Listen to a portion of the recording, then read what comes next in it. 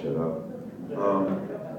We first got a call for Pimp C to be featured on. It was all really just a week ago from Jay-Z. It was in the middle of the East Coast West Coast beef, like right in the heat of the shit. So Hov wanted Pimp on the record, but Hov wouldn't leave New York to come to, because Pimp had a full service studio in the crib. So he's like, yeah, just come to Atlanta, you know, come to the house, we'll knock the record out, it's all good.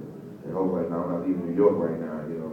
Pimp was like, well, shit, I'm not leaving Atlanta, so I guess you ain't gonna get your verse. So that's why Pimp isn't featured on that record, you know. Fast forward to the next project, and we got another call. This time he called me instead of Pimp. But it was a blocked number, it was like unknown, so I thought somebody was playing on the phone. Like, it was like, yo, what's up, it's Jay. Like, I don't know what this is, but I got better shit to do than play on the phone. And then he called back, like, yo, fam, I can't do it. My Jay-Z impersonation is in the world. Like, shit, just bear with me. Like, yo, fam. See, this shit is the worst, yeah? Hope it's not like that. But then when I heard that, like, there's a cadence in Jay-Z's voice that's different from anybody else's voice in the world. And it's when it gets to that certain, there's a high pitch that Hov gets to that is unmistakable. And I was like, yo, shit, this Jay-Z was on the phone, man. Pimp was like, tell him we ain't coming to New York.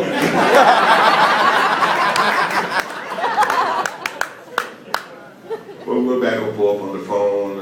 I went to New York, Pimp again. Pimp never went. He refused to go. Like, he was saying it jokingly, but he was that serious. He was like, we're gonna fly y'all up. I'm like, you can go, I ain't going. I told him, he's like, I ain't going, so I ain't go. So I went, and I ended up bringing the record back, and eventually we got the record done, and the rest is history on both sides, I guess. That's great, man. That's great. And that, to me, really launched, you know, where we are now in terms of just the Southern scene, you know, on the national frontier. I mean, I'm sure a lot of other things helped, but, you know, that really brought a lot of things together, you know. I always tell people that Jay-Z and Def Jam Records made, literally, between the recording of the song and the video, $1 million investment in UGK, where UGK's own record company didn't believe in us enough to make that kind of investment. You gotta remember, this was volume 3, this was after Hard Knock Life. Hov's it. He can work with anybody he wants to. But for him, it was really about solidification about who he was as an artist. It wasn't about taking advantage of doing these big crazy records, because the plan originally was for them to do the Mariah Carey record, do this other record, and then we were supposed to come in the summer, and then all the other shit on the album, nothing popped. Nothing was popping but the Big Pimpin' record. So they ran with that. We went to Trinidad, back to Miami, spent $1 million. Again, like I said, it was an incredible investment. I had never had anybody, you know, believe in what we were doing enough to put that kind of money behind it. You know, and, I mean, it was, to this day, man, it is definitely something that a lot of people, you know, the hardcore fans of UGK be like, man, y'all was the shit already, whatever. And that's cool. Don't get me wrong. I respect that. We have what we had. But when people put $1 million behind you, motherfuckers you never even met going, oh, I used to go to New York. I go everywhere. My wife is a witness. We used to go everywhere, do anything, grocery, Walmart, Sam's, all that silly shit. No problem. Go to the movies, you know, whatever. No big deal. And then one day, it was just like, hey, ain't you that dude from that record? And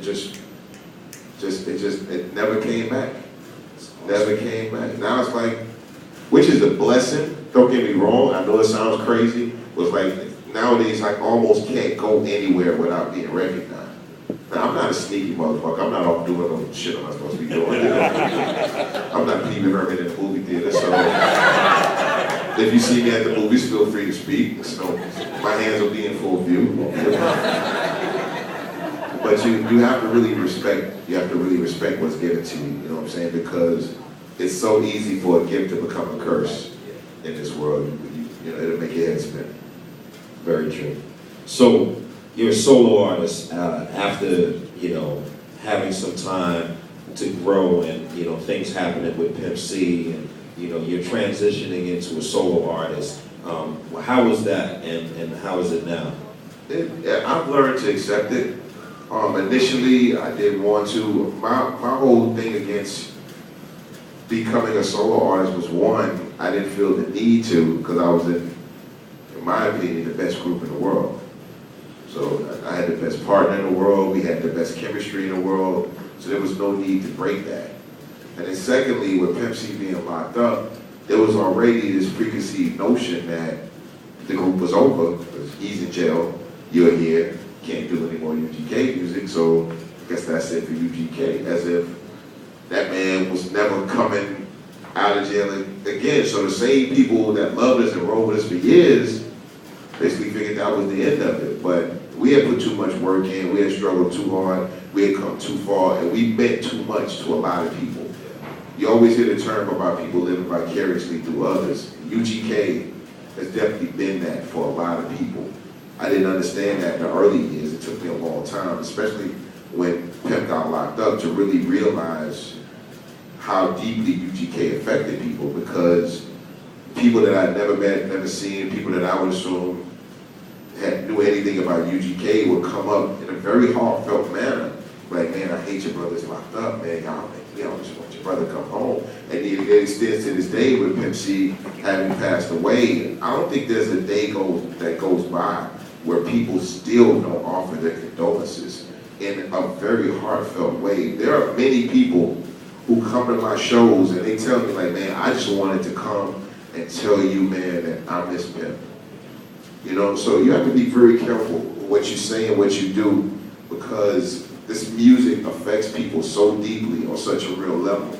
So when it came to me doing a solo album, I realized that I had to send messages to the world through my music. I had to let people know that, for one, it was still UGK for life, that I was riding for the Pimp, and that I was going to represent everything that the group represented as much as possible by myself. And if there was any slack that needed to be picked up, then all my trail niggas that rode with me through all the years were there for me. So UGK eventually became me and the people. You know what I'm saying? Because it takes a nation of millions to replace Pimp C. Believe that.